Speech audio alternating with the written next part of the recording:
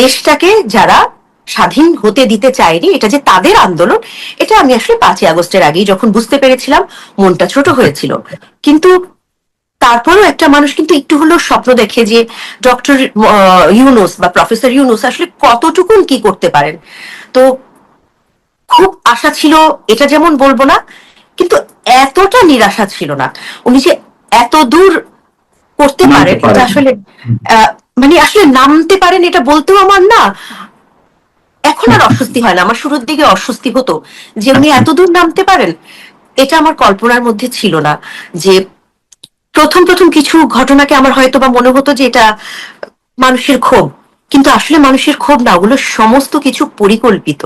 এই যে জেল খানা ভেঙে, কারাগার ভেঙে সমস্ত অপরাধীরা বের হয়ে যাওয়া, এই যে লুট হওয়া থানার অস্ত্রগুলো এখন পর্যন্ত কার হাতে আছে বা কাদের কাদের আছে, কোন কোন চক্রের হাতে আছে, এগুলো নিয়ে একদম চুপ হয়ে যাওয়া। একটি কথা প্রথম থেকে বলে আসছেন, ওনাদের উপদেষ্টা মন্ডলীদের মধ্যেই একজন বলেছেন 7.62 বুলেট, এটা নিয়ে একদম নিশ্চুপ হয়ে যাওয়া। কিছু কিছু বিষয় মনে হয় যে ওনারা কানেই শোনেন না বা ওনারা শুনতে চান না। হ্যাঁ, ওনারা একদম যা বলতে চান তার বাইরে বলতে চান না, যা শুনতে চান তার বাইরে কেউ বললে ওনাদের অপছন্দ হয়। তাদেরকে কোনো না কোনো ভাবে হয় মব করে, নয় মামলা দিয়ে তাদেরকে মুখটা বন্ধ করবার চেষ্টা করেন। তো সেই জায়গা থেকে আমি অবশ্যই হতাশ হয়েছি। আর কিছু না হোক, একটি পদককে আমি সম্মান জানাতে চেয়েছিলাম। নোবেল পদক তো আসলে আমাদের বাংলাদেশিদের কাছে আমরা ভাবি বা ভাবার চেষ্টা করি, আমাদের কাছে তো একটা আসলেই স্বপ্নের কিছু। এবং উনি যখন নোবেল শান্তি পুরস্কার পেয়েছিলেন, আমার মনে আছে যে বাংলাদেশিরা খুব উদযাপন করেছিল। তো সেই উদযাপনটাকে আমি আসলে সম্মান করতে চেয়েছিলাম, সেই সম্মানটা আসলে থাকেনি আমার কাছে। ওনাকে মনে হয়েছে উনি সরাসরি মুক্তিযুদ্ধকে 24কে মুখোমুখি দাঁড়া করিয়েছেন এবং উনি সরাসরি মুক্তিযুদ্ধের বিরুদ্ধে যারা আছে উনি তাদের পক্ষে দাঁড়িয়েছেন। আমার সেটাই মনে হয়েছে তখন, বা এখনো মনে হয়। এটা আমি একদম ভালো মতো বুঝতে পেরেছি যে আসলেই এই ধরনের একটা মেটিকুলাস ডিজাইনে আসলে লাশের প্রয়োজন হয়, এবং কাদের সেই প্রয়োজন ছিল সেটা এখন দিনের আলোর মতো পরিষ্কার। বাংলাদেশের একটা শ্রেণী আছে, তারা আসলে ভাসমান শ্রেণী, তারা কিন্তু কারো পক্ষ প্রথমে নেয় না। মানে সাধারণ মানুষের মধ্যে অনেকেই শোনা কথায় বিশ্বাস করে। তখন একটি গুজব একদম মানে আমার এখন বলতে একটু হাসি পায়, যে ঢাকা বিশ্ববিদ্যালয়ে গণহত্যা হচ্ছে, আপনারা সবাই আসুন, অনেক মানুষ খুঁজে পাচ্ছে না, ছাত্রছাত্রীদের খুঁজে পাওয়া যাচ্ছে না, শত শত লাশ। এই যে একটা গুজব, এটা অনেক মানুষ তখন বিশ্বাস করেছে। হ্যাঁ, যে শত শত মানুষ, শত শত ঢাকা বিশ্ববিদ্যালয়ে গণহত্যা হচ্ছে। এই এই গুজবগুলো আমি বুঝতে পেরেছিলাম যে এগুলো গুজব। তো এখন যারা বিশ্বাস করে, আমি অনেককে, আমি আমার আমার যারা বন্ধু যারা আসলে কোনো বিশেষ মহলের না, যারা আসলে এই গুজবগুলো বিশ্বাস করে, আমি আমি তাদেরকে আমি আসলে বোঝানোর চেষ্টা করেছি যে প্রমাণ ছাড়া আসলে কোনো একটি একটি লিঙ্ক শেয়ার দিয়ে দেওয়া, এটা কিন্তু খুব, এটা কোনো একটা রেসপন্সিবল কাজ না, এটা খুব দায়িত্বহীনতার পরিচয়।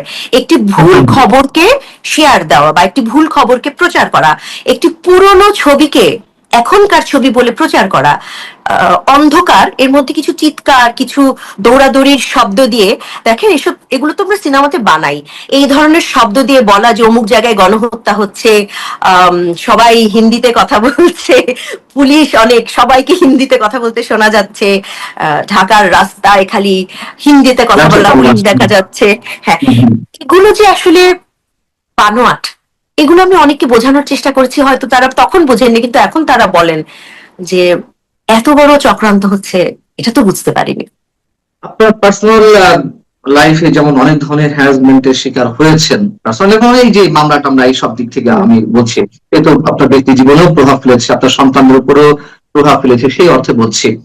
কিন্তু বাংলাদেশ আক্রান্ত হয়েছে, আমি শুরুতে যেটা বলছিলাম, এবং সেই আক্রান্তের একটি বিশেষ পর্ব হচ্ছে আমাদের সংস্কৃতির উপরে, আমাদের হাজার বছর সংস্কৃতির উপর হামলা। যাত্রা শিল্প থেকে শুরু করে নাটক, সঙ্গীত, মাজার সংস্কৃতি, সবকিছুর উপর হামলা। আপনার কি মনে হয় যে ডক্টর ইউনূসের যে 2 বছরের জঙ্গি শাসন, সেই যে ধারাবাহিকতা তখন চলছে, সেটি এখনো অব্যাহত রয়েছে? দেখুন, মানে পুরো দেশের সংস্কৃতির উপরে হামলা, পুরো দেশের আসলে যে জন্ম, সেই জন্মের ইতিহাসের উপরে হামলা। তো আসলে একটা দেশের জন্মের ইতিহাসের চেয়ে বড় তো আর কিছু হতে পারে না। সংস্কৃতি বা একটা দেশের যেই বাঙালিয়ানার যে পরিচয় বলেন, নারীদের উপরে যেভাবে অত্যাচার, মানে অত্যাচার বলবো না, যেরকম ভাবে তাদের উপরে আক্রমণ হয়েছে, সেই আক্রমণ এগুলো তো অনেক পরে। তো আমার সবচেয়ে যে জায়গাটা খারাপ লেগেছে যে একটি দেশের জন্ম ইতিহাসের উপর প্রথম আক্রমণ হয়েছে। আমি মনে করি যে যেই কাজটা আমি করছি বা যেই কাজের জন্য আসলে আমার প্রতি একটি শ্রেণীর মানুষের অপছন্দ, ঘৃণা, সমালোচনা, সমালোচনা করতে না পেরে আমার পারিবারিক জীবন নিয়ে টানা বা আমার বৈবাহিক সম্পর্ক নিয়ে টানা, যেই কাজটির জন্য, সেই কাজটাকে আসলে সন্ত্রাস বিরোধী বলা যায় না। যেই বাক স্বাধীনতা বা আমার যা বলবার সেটি বলবার স্বাধীনতা, সেটা নিয়েই আমি শুনেছিলাম আন্দোলনটা নাকি হয়েছে। তো আমি আসলে আমার কথাটুকু বলতে চেয়েছিলাম এবং আমি এখনো আমার কথাটুকু বলবার চেষ্টা করি। তো এটাকে যদি সন্ত্রাসী বলা হয় তাহলে হয়তো আমি বাক সন্ত্রাসী। আমি যেটাকে আমার অন্যায় মনে হয় সেটাকে আমি অন্যায় বলি। সেটাকে যদি সন্ত্রাসী বলতে চায় কেউ, তাহলে হতে পারে আমি অন্যায়ের বিরুদ্ধে বাক সন্ত্রাসী। আপনি কিন্তু প্রতিবাদটা জানিয়ে গেছেন সামাজিক যোগাযোগ মাধ্যমে, আপনি কিন্তু দমে যাননি, এটি আমরা দেখেছি। এই সাহসটা আবার কেন, কিভাবে হলো?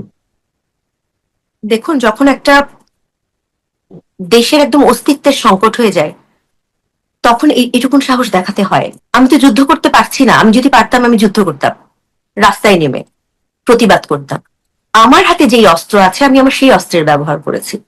আমার কাছে মনে হচ্ছে যে আমাদের দেশের অস্তিত্বের সংকট, আমাদের দেশের মুক্তিযোদ্ধাদের প্রতি যেই ব্যবহার আমরা দেখেছি, আমি আমি সেটা এখনো ভাবতে পারি না। আমি এটা এটা ভাবতে গেলেই আমার মানে এই এই এই কষ্টটা কোনো কিছুর সাথে তুলনা করা যায় না। যে মুক্তিযোদ্ধাদের উপর যেই ধরনের অন্যায় হয়েছে, তাদেরকে জুতার মালা পরানো হয়েছে এবং মুক্তিযোদ্ধা পরিচয়টাই একটা নেগেটিভ পরিচয় একটা সময় দেখা হয়েছে, যেই অত্যাচারটা করা হয়েছে এই অস্তিত্বের সংকটের সময় এসে আমি তো মনে করি যে আমার যদি এর চেয়ে বেশি কিছু করবার আসলে থাকতো, মানে ক্ষমতা থাকতো, আমি সেটাই করবার চেষ্টা করতাম।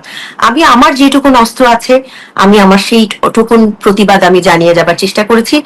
এবং ভয়ের কথা যদি বলেন, আদালতের ভয় বা জেলখানার ভয়টা অবশ্যই আমাকে কেউ দেখাতে পারেনি।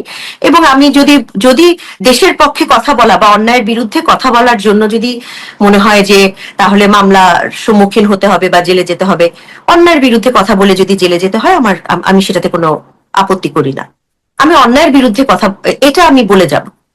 মেটিকুলাস ডিজাইন বলতে যেই জিনিসটা বোঝানো হয় বা প্ল্যান্ড, একটা ডিটেইল প্ল্যান যেটা আমরা আসলে প্রফেসর ইউনূসের মুখ থেকে আমরা শুনলাম, সেই উনি যখন যুক্তরাষ্ট্রে বসে একটি অনুষ্ঠানে যখন বললেন, হ্যাঁ তার আগ থেকে যে একেবারেই বুঝতে পারছিলাম তা না, জুলাইয়ের শেষ ভাগে একটু একটু বুঝতে পারছিলাম যে এটা কোনো সংঘবদ্ধ একটি আন্দোলন, এটা কোনো কোটা আন্দোলন না, এটা আসলেই সংঘবদ্ধ ভাবে দীর্ঘ 50 বছর যারা আসলে